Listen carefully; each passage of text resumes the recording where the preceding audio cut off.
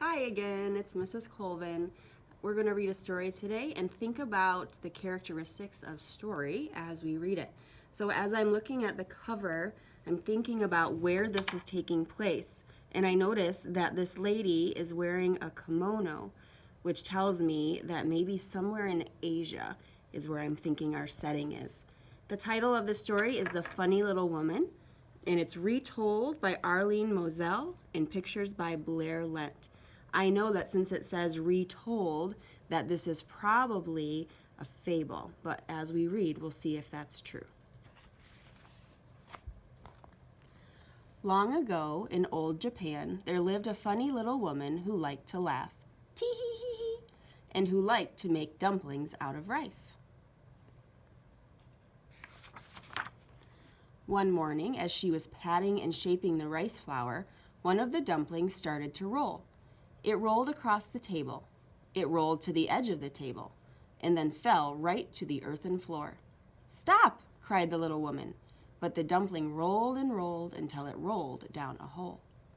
So I'm wondering if that's the problem, that the dumpling is rolling away from her. Oh, and was I right about the story being in Asia somewhere? Did it tell us in the beginning? It did. It said long ago in old Japan. So this is taking place in Japan. "Ungrateful dumpling," scolded the little woman as she knelt and reached for it. But just then the earth gave way, and head over heels she tumbled and tumbled. Ooh, maybe that's her problem. That sounds a bit bigger than just a dumpling rolling away. Until she found herself on a most unusual road. It was a hilly road lined with statues of the gods. "My dumpling! My dumpling! Where is my dumpling?" she shouted as she ran. I don't know if you can see very well in your picture, but here we're starting to see some figures of some people. It did say statues of the gods, so that's probably what those are. Soon she came to one of the statues. "Jizo-sama, did you see my dumpling?" "Yes, I saw your dumpling roll by 3 minutes ago, but you had better not follow it, because the wicked Oni live at the end of the road." "Oh, tee-hee-hee," laughed the funny little woman. "I'm not afraid of the Oni." And she kept running down the road, crying, "My dumpling! My dumpling! Has anybody seen my dumpling?" "I have," said a very stern Jizo. "It rolled by me just 2 minutes ago. But don't run after it, for you will surely meet a wicked Oni." "Oh, tee-hee," laughed the little woman. "I'm not afraid of the wicked Oni." And she ran even faster, shouting, "My dumpling! My dumpling! Has anyone seen my dumpling?"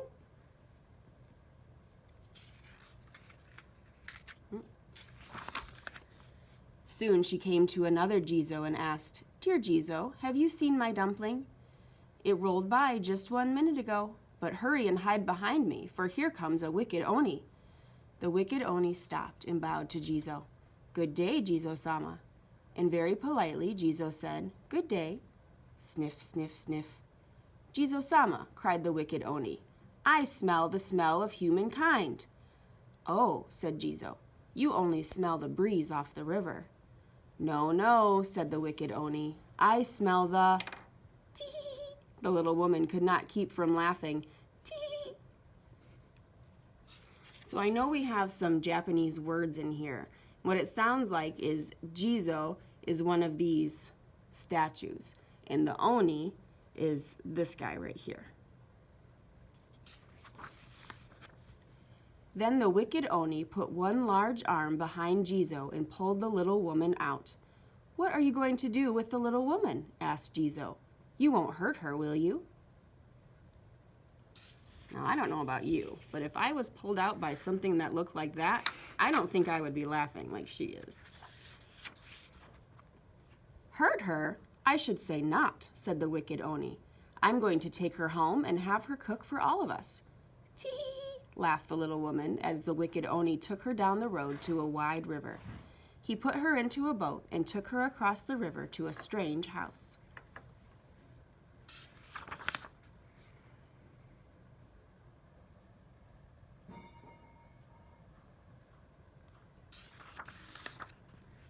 In the kitchen, he gave her a large wooden paddle.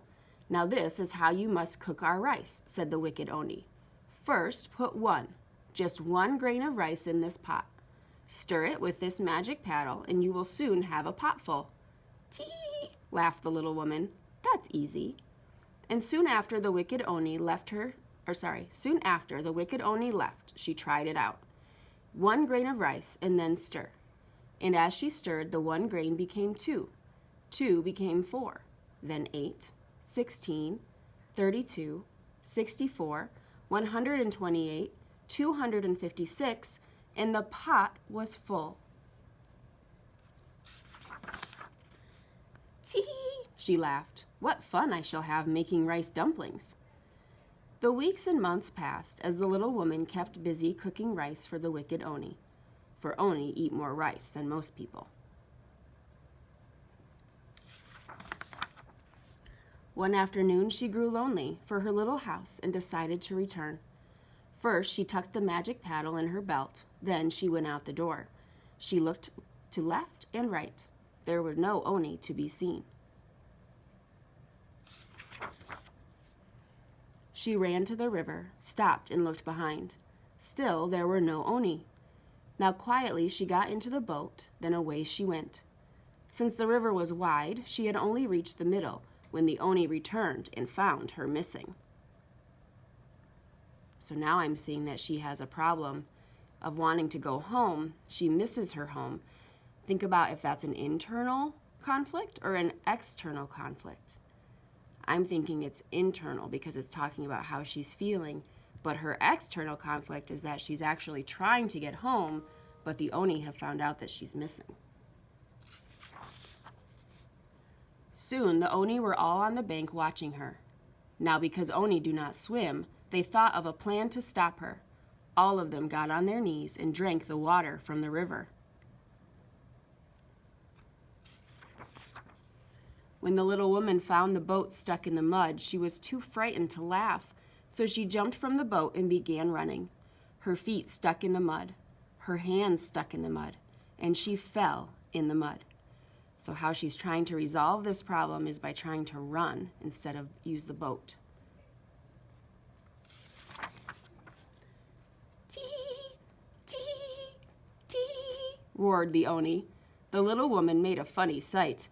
Of course, when they laughed, all the water fell from their mouths back into the river, so the little woman jumped in the boat and away she went.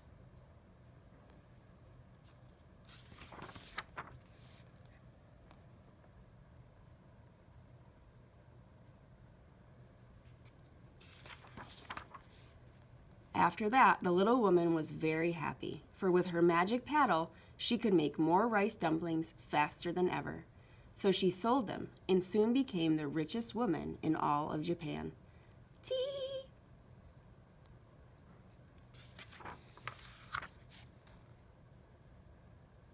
Now I'm wondering, we talked about the difference between a folk tale and a fable. And a fable has animals in it.